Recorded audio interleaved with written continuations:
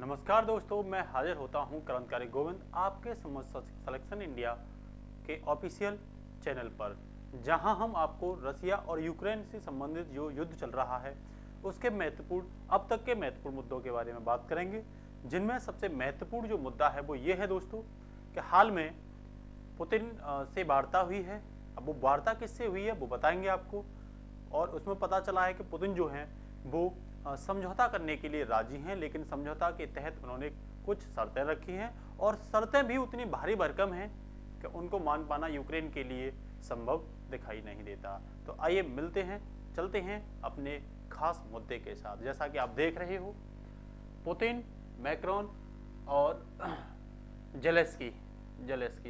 तो सबसे पहले हम आपको जो बात करेंगे वो बात करेंगे, एक बैठक हुई थी कल, जो कहाँ हुई थी? ये बैठक हुई थी यूक्रेन के कोविल में। देखो ये आप देख रहे होंगे, यूक्रेन के कोविल में। और ये कहाँ पे है यूक्रेन का कोविल? तो ये दोस्तों यूक्रेन का जो कोविल है ये बेलारूस और यूक्रेन के बॉर्डर पे है। ये पहली जो बैठक हुई है वो बेलारूस और यूक्रेन के बॉर्डर पे हुई है। सामान्यतः ये माना जाता है कि यूक्रेन और रसिया के बीच 3 बार की वार्ताएं होंगी, जिसमें पहली वार्ता जो हुई है उसमें डायरेक्ट पुतिन और जेलेंस्की नहीं गए, उनके ऐड गए हैं, ठीक है ना। और उसमें यह परिणाम निकला, लगभग 5 घंटे के करीब की बैठक हुई थी दोनों देशों के बीच। परिणाम ये हुआ है कि भाई अब अगली दूसरी बैठक होगी, मतलब नाकाम रही पहली बैठक और दूसरी बैठक होने की बात की है, लेकिन उसमें यह शर्त रखा गया कि अब जो बैठक होगी वो यूक्रेन, रसिया और बेलारूस के बॉर्डर पर नहीं होगी। अब जो बैठक होगी वो यहाँ होगी। जैसा कि आप देख रहे होंगे, अब ये जो बैठक होगी वो यहाँ होगी। देखो ये पोलैंड है और ये यूक्रेन है, इनके बॉर्डर पर दूसरी बैठक की बात की गई है। उससे पहले मैं आपको बता देता हूं कि जो फ्रांस है, देखो यहाँ आप देख रहे होंगे ये बैठक जो है असॉल्ट कंटिन्यू हो गई। और उसके बाद में जो न्यू खबर जो आप देख रहे हो वो ये देख रहे हो कि फ्रांस जो प्रेसिडेंट हैं उन्होंने spoken to Putin and Zelensky के बीच संपर्क साधने की कोशिश की है। डायरेक्ट तो नहीं की कोशिश, लेकिन फोन से, टेलीफोन के माध्यम से ये कोशिश की गई है, ऑनलाइन बैठक के माध्यम से। मैक्रोन ने, जो फ्रांस के राष्ट्रपति हैं, उन्होंने रसिया के राष्ट्रपति और यूक्रेन के राष्ट्रपति के बीच वार्ता की है। और जो स्पुतनिक एक अखबार है, जो देखो ये आप देख रहे होंगे, ये अखबार है स्पुतनिक, और ये रसिया का अखबार है, जिसमें साफ ये बोला गया है कि भाई फ्रांस जो है वो यूक्रेन और रसिया के बीच मध्यस्थता के रूप में सामने उभर कर आने की कोशिश कर रहा है। जैसा कि अभी ऑफिशियल तो ये नहीं बोला गया, लेकिन ऐसा कुछ अनुमान लगाया जा रहा है, जैसा कि आप बैठक में अनुमान देख भी रहे होंगे, जिसमें बात की गई है दोनों के बीच कि भाई रूस के, जो इससे ये पता चला है कि जो रूस के प्रेसिडेंट हैं वो बात करने के लिए राजी हो गए हैं, वो समझौते के लिए राजी हो गए हैं, लेकिन उन्होंने समझौते में काफी हार्ड 3 शर्तें रखी हैं जो यूक्रेन के लिए पॉसिबल नहीं है। और वो शर्तें कौन सी हैं थोड़ा सा देख लेते हैं उन शर्तों को भी। तो दोस्तों वो जो शर्तें हैं,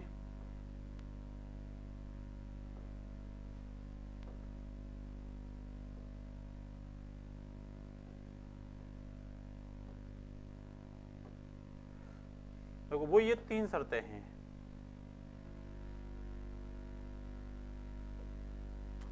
पहली जो शर्त है इसमें वो ये है कि क्रीमिया पर रूस की संप्रभुता सुनिश्चित करे यूक्रेन। इसका मतलब ये है कि भाई 2014 में जो क्रीमिया रसिया ने अपने अंडर लिया था सैन्य बल के दम पर, उस पर यूक्रेन संप्रभुता सुनिश्चित करे, जो कि अभी तक यूएनएससी में, मतलब यूएनओ द्वारा इस पर यूक्रेन का ही संप्रभुता माना जाता है। तो रूस का कहना है कि भाई इस पर क्या करे, हमारी संप्रभुता करे, मतलब ऑल ओवर तरीके से वो रूस के अंडर लेना चाहता है क्रीमिया को।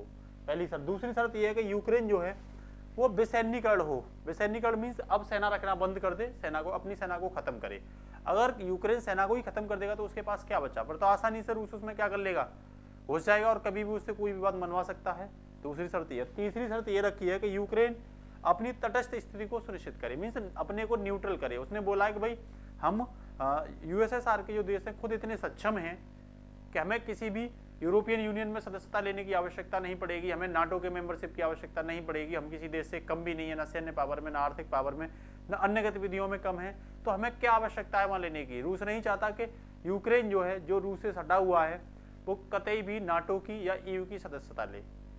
तो ये तो ऐसा दिखाई दे रहा है ना कि यूक्रेन, मान लो यूक्रेन संप्रभुता हासिल करती तो वो हार किसकी मानी जाएगी, यूक्रेन की मानी जाएगी।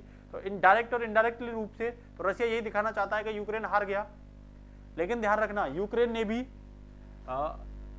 इसे स्पष्ट करते हुए, यूक्रेन ने इसको स्पष्ट करते हुए क्लियर किया है, जैसा कि आप देख रहे होंगे, historical movement Ukraine and apply for EU membership.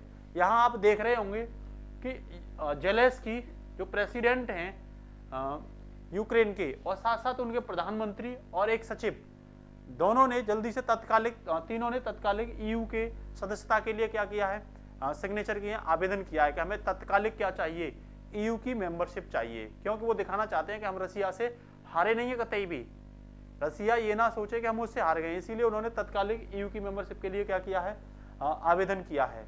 इसके साथ साथ नेक्स्ट एक जो घटना हुई है, ये जो बात हुई है मैक्रोन से दोनों देशों के प्रेसिडेंट की, वो लगभग 1.5 घंटा की वार्ता हुई है।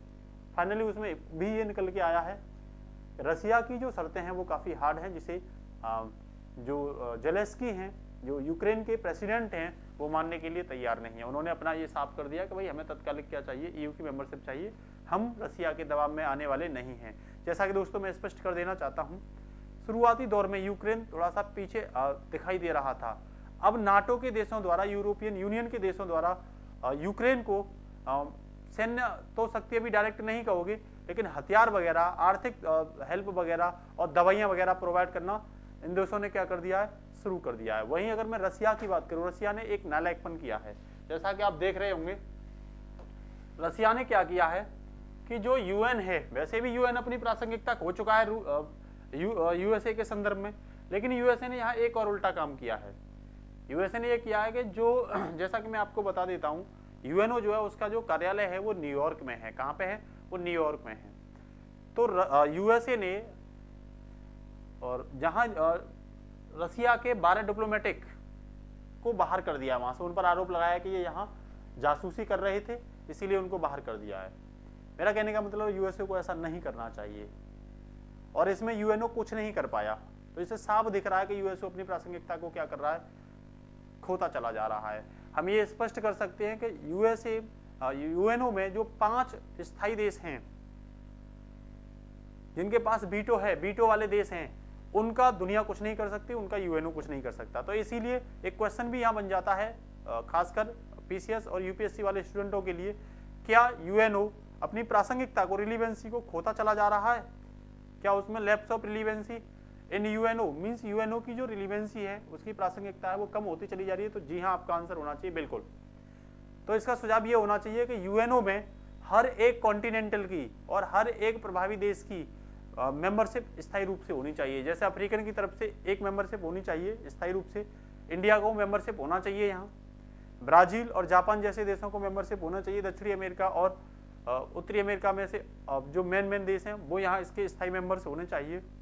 तो अगर ये होंगे तो अपनी बात को रखने में यूएसए और ब्रिटेन जैसे देशों को झुका पाएंगे। मेरा कहने का मतलब उनको मुद्दों पर ला पाएंगे। ये अभी क्या करते हैं, वीटो पावर होने की वजह से चीन, अमेरिका, ब्रिटेन कुछ भी बोल देते हैं, इनका कोई कुछ भी नहीं कर पाता। तो इसीलिए यूएनओ जो अपनी प्रासंगिकता को होता चला जा रहा है। ये चीजें हमने कोरोना के समय भी देखी गई थी, वर्तमान रशिया और यूक्रेन के बारे में भी हम देख रहे हैं कि जो एंटियो गुटेरेस हैं, बैठक की है उन्होंने, और बैठक में यूक्रेन के मुद्दे को भी रखा है, खासकर उसका कोई परिणाम नहीं निकला। एक यूएनएचआरसी जो United nation human right commission की बैठक भी हुई है, उसमें भारत से भी वोट डालने की बात करी, लेकिन भारत ने रशिया के खिलाफ कोई वोट नहीं डाला और उसने वोट डालने से क्या कर दिया है, मना कर दिया है। तो यूएसए ने यहाँ पर एक चीज स्पष्ट कर दी, जो हमेशा यूएसए अपनी एक व्यापारी वाला व्यवहार दिखाना चाहता है, और हमेशा उसने दिखाया भी है। उसका हिस्टोरिकल साक्ष्य है में फर्स्ट वर्ल्ड वॉर और सेकंड वर्ल्ड वॉर में। फर्स्ट वर्ल्ड वॉर और सेकंड वर्ल्ड वॉर में जब भी युद्ध हुए तो यूएसए कभी सामने नहीं आया। यूएसए केवल सेकंड वर्ल्ड वॉर में और फर्स्ट वर्ल्ड वॉर में तभी सामने आया जब देश कमजोर पड़ते चले गए हैं, या देश उससे हथियार मांग रहे हैं, या उससे सहायता मांग रहे हैं। इसका मतलब ये है कि यूएसए अपने को कतई भी आर्थिक रूप से कमजोर नहीं करना चाहता, और यहाँ वो रशिया को आर्थिक रूप से कमजोर करने में अपनी कूटनीति, डिप्लोमेसी के माध्यम से कामयाब होता दिखाई दे रहा है। वो कैसे होता दिखाई दे रहा है कि उसने नाटो के लिए यूक्रेन को उकसाया, रसिया ने उस पर अटैक किया और उस अटैक पर रसिया ने अपने तमाम हथियारों का यूज किया, जिसके साथ बाहर के देशों में उसकी नकारात्मक छवि हुई और यूरोपियन यूनियन के सभी 27 देशों ने रसिया पर सेंसेक्स लगा दिए और ये बोल दिया कि यूरोपियन यूनियन के जो भी क्षेत्र हैं उस पर रसिया की कोई एरोप्लेन नहीं जाएगी। तो यहाँ उसकी आमदनी कम हो गई। स्पेस टेक्नोलॉजी में उस पर सेंसेक्स लगा दिए। रसिया और विभिन्न जो मजबूत देश हैं उन्होंने जो रसिया की बैंक थी उनको फ्रीज कर दिया, वहां से उसकी इनकम क्या हो गई, कम हो गई। साथ साथ रसिया को लगातार कमजोर करता चला जा रहा है यूएसए, खुद नहीं डायरेक्ट भिड़ रहा और रसिया निरंतर उसकी बात को समझने की कोशिश नहीं कर रहा है।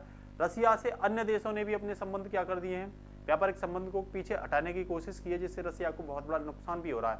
जहां तक नुकसान क्या हो रहा है कि रसिया की जो मुद्रा है रूबल, उसमें 30% की कमी आई है, 30% की वर्तमान में गिरावट देखने को मिली है। इससे पहले क्लास में बोल चुका हूं 45% रसिया का बाजार नीचे गिर गया है पहले ही दिन। अभी जो खबर है वो ये है कि रूबल जो है रसिया की मुद्रा वो 30% डाउन हो गई। रूस को पैसे की भी जरूरत है, तो रूस ने क्या किया है, अपने यहाँ की बैंकों में जो रेट ऑफ इंटरेस्ट है उसको बढ़ा दिया, 20% बढ़ा दिया। क्या कर दिया, 20% कर दिया रेट ऑफ इंटरेस्ट को, क्योंकि उसे पैसे भी चाहिए। इससे महंगाई होगी, इससे वहां बेरोजगारी होगी, क्योंकि रसिया को युद्ध के लिए पैसे चाहिए। तो रसिया जो सुपर पावर बनने की फ्राग में था, कहीं ना कहीं वो ऐसा दिख रहा है मुझे कि यहाँ यूएसए जो है वो कामयाब होता चला जा रहा है। भारत दोनों देशों को लेकर के तटस्थ है, अभी भारत ने कोई इंटरफेयर नहीं किया। भारत के जो छात्र और लोग वहां यूक्रेन में फंसे पड़े हैं वो धीरे धीरे ऑपरेशन में गंगा के तहत लाए जा रहे हैं। भारत उसमें सफल भी होता हुआ दिखाई दे रहा है, लेकिन पूर्णतः भी लोग नहीं आए। 1000-1500 के करीब लोग वहां से बुला लिए गए हैं। भारत क्या कर रहा है इसे लेकर के तो ये स्पष्ट नहीं करेंगे, लेकिन भारत अभी साफ तौर पर किसी के सामने नहीं आया है।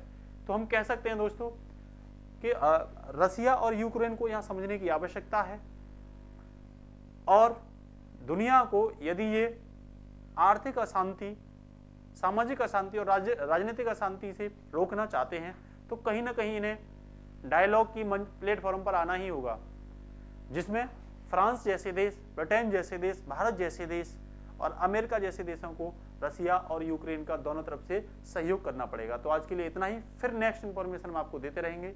जय हिंद दोस्तों, नमस्कार।